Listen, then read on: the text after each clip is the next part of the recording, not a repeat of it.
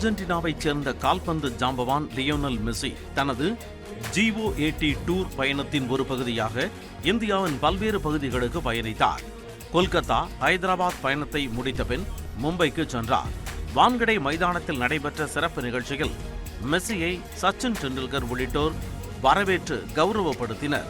தனது பயணத்தின் ஒரு பகுதியாக குஜராத் மாநிலம் ஜாம்நகரில் உள்ள அனந்த் அம்பானியின் வனவிலங்குகள் மறுவாழ்வு மையமான வந்தாராவிற்கு மெஸ்ஸி சென்றார். அங்கு பாரம்பரிய இசை, மலர் மாலைகள், ஆரத்தி மற்றும் கலாச்சார உடைகளுடன் மெஸ்ஸிக்கு உற்சாகமான வரவேற்பு அளிக்கப்பட்டது. மெஸ்ஸியுடன் இன்டர் மியாமி அணி வீரர்களான லூயிஸ் சுவாரஸ் மற்றும் ரோட்ரிகோ டிபால் உள்ளிட்டோரும் வருகை தந்தனர்.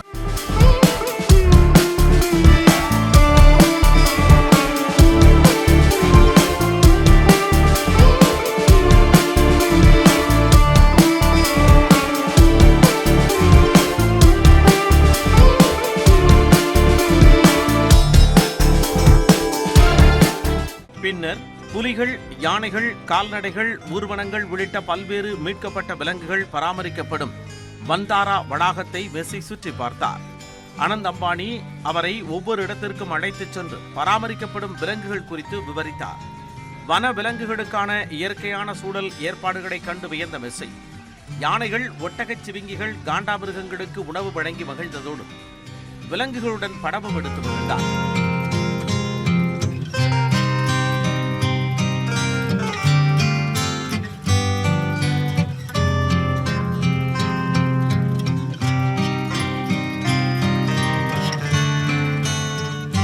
அதனைத் தொடர்ந்து வந்தாராவில் மேற்கொள்ளப்படும் பாரம்பரிய வழிபாடுகளில் மெஸ்ஸி உள்ளிட்டோர் பங்கேற்றனர்.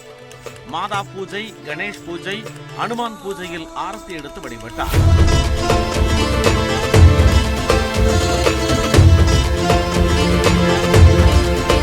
அங்கு அமைக்கப்பட்டிருந்த சிவலிங்க சிலைக்கு பாலபிஷேகம் செய்தார்.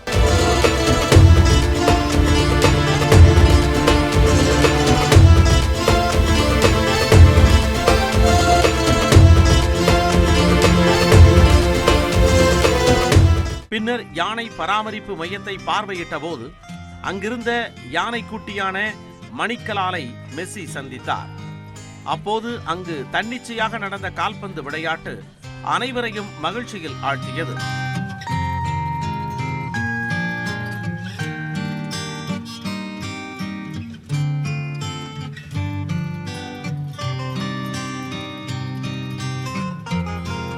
லியோனல் மெஸ்ஸியை சிறப்பிக்கும் விதமாக இம்மையத்தில் உள்ள குட்டி சிங்கம் ஒன்றுக்கு லியோனல் என பெயர் சூட்டப்பட்டது. வந்தாராவில் வனவிலங்குகள் பராமரிக்கப்படும் முறையை வெகுவாக பாராட்டிய மெஸ்ஸி, விலங்குகள் பராமரிப்பு, அவை பாதுகாக்கப்படும் விதம் ஆகியவை உண்மையிலேயே ஈர்க்கக்கூடியவை என்றும் தாங்கள் அற்புதமாக நேரத்தை செலவிட்டோம் எனவும் தெரிவித்துள்ளார். இது தங்களது வாழ்க்கையில் நீங்காமல் நிலைத்து நிற்கும் மறக்க முடியாத அனுபவம் என கூறிய மெஸ்ஸி, மீண்டும் நிச்சயம் வருவோம் என்றார்.